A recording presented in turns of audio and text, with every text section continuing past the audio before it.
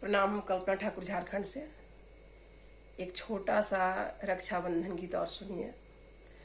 भैया रखिया में, बहन अपनी भाई से क्या कहती है, भैया रखिया में एसी कूलर दे दे, भैया रखिया में एसी कूलर दे दे, भैया रखिया में एसी कूलर दे द।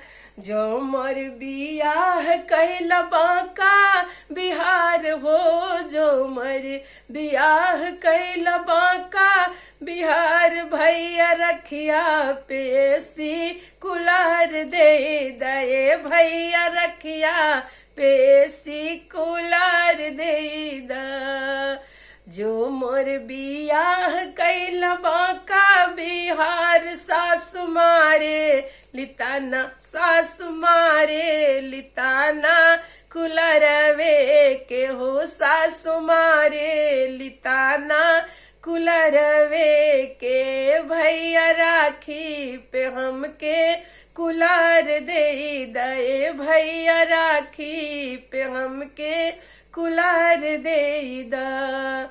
जो मोरे बियाह कैला बाका बिहार हो, जो मोरे बियाह कैला बाका बिहार, ननदी मारे लिताना फ्रिजवे के, ननदी मारे लिताना फ्रिजवे के, भैया रखिया पे हमके कूलर दे द, भैया रखिया पे एसी कूलर दे द। जो मोरे बियाह कैला बाका बिहार हो, जो मोरे बियाह कैला बाका बिहार, पिया मारे लेताना कूलरवे के, पिया मारे लेताना कूलरवे के, पिया मारे लेताना कूलरवे के।